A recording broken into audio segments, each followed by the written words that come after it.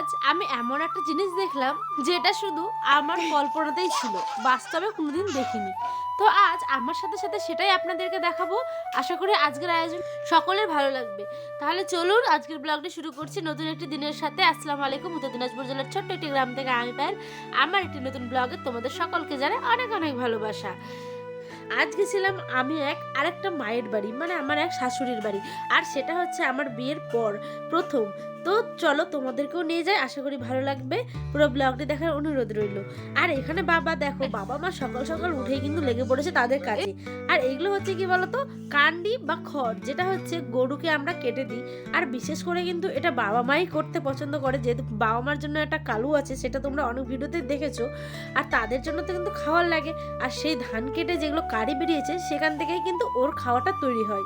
তো বাবা এগুলো সকাল সকাল গুছলো, তারপরে চলে গেলাম আমি আর মা মিলে আমার এক, মানে যে বললাম মায়ের বাড়ি। সেখানে গিয়ে দেখি কি অদ্ভুত, দেখো। হ্যাঁ, ওটা ধান সিদ্ধ হবে, ধান ভাব নাই মা, এই যে ধান সিদ্ধ হয়েছে না এখানটা। এসো এসো আসবে নি। হ্যাঁ হ্যাঁ,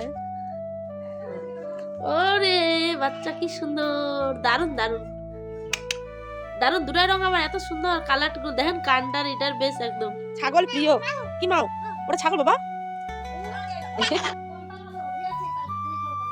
ও গো, বাবাটা আমার সোনা বাবাটা পারবে না মা, পারবে না, ওটা ভারী, ওটা ভারী, আদর করে দিতে হবে এরকম, আদর আদর আদর। আসলে ব্যাপারটা আপনাদের বুঝিয়ে বলি, যে ছাগল দুটো দেখলেন, সেই ছাগল দুটো হচ্ছে সদ্য কালই হয়েছে, কাল বলতে গতকাল আর কি।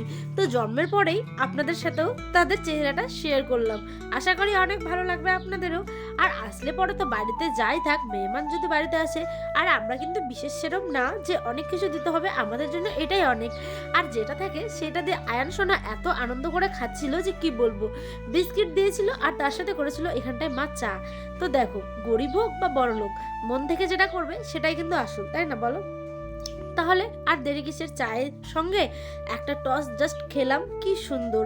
আর তোমাদের সাথে দাঁড়াও দাঁড়াও, যেটা শেয়ার করেছিলাম আগেই বললাম না, যে জন্মের পর আমি জাস্ট শুনেছি কিন্তু কখনো দেখিনি, সেটা হচ্ছে এটা চালের কুঠি। এটা কি বলতো, গ্রামের বাড়িতে কিন্তু এক ধরনের কুঠি আগেকার যুগে নাকি হতো, শুনতাম। কিন্তু আজ যে আমি এমন মানে কপাল দেখো দেখতে পাবো, ভাবতে পারিনি।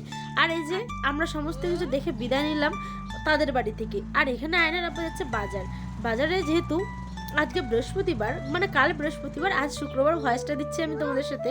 আর গিয়েই দেখো নিয়ে চলে এসেছে মাছ, কত রকমের সবজি। আর একটা কথা তোমাদের বলতে ভুলে যাচ্ছিলাম, সেটা হচ্ছে ওই যে কুঠির গল্পটা বললাম, সেখানে কি রাখা বলো তো, ধান চাল, যার যেমন যেটা রাখার ইচ্ছে সেটা। আর এগুলো কিন্তু নানিমা দাদিমা এদের আমলেই ছিল, কিন্তু ভাবিনি যে আমারও সৌভাগ্য হবে দেখার, তাই তোমাদের সাথেও শেয়ার করলাম। যারা যারা দেখোনি যে কুঠি কি জিনিস বা কুঠিতে কি ধরনের জিনিস রাখা হয়, সেটা তোমাদের সাথেও শেয়ার করলাম। আর এই যে তোমার দাদা এখানে নিয়ে চলে এসেছিল একটা সিলভার কাপ মাছ, বড় সাইজের। বাপরে, আমি তো কাটতে গিয়ে একদম পুরো নাজেহাল অবস্থা, ভাবতে পারবে না। তো দাদা আমাকে বললাম, তুমি আমাকে একটু হেল্প করো, নাহলে আমি শেষ।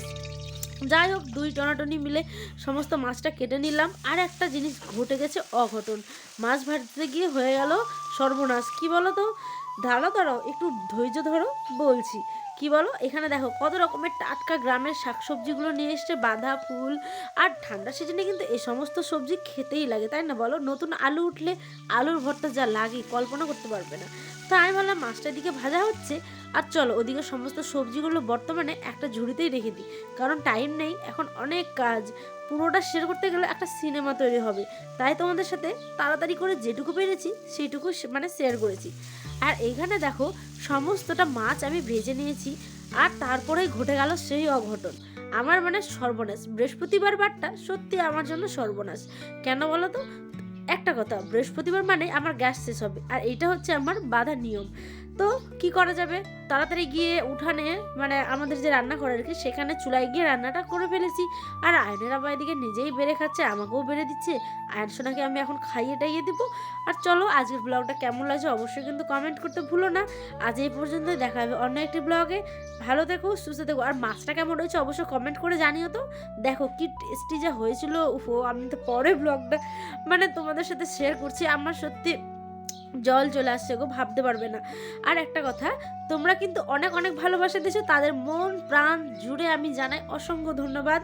আর তোমরা সকলে ভালো থেকো, সুস্থ থেকো। আজ এই পর্যন্ত, দেখাবে অন্য একটি। আল্লাহ হাফেজ।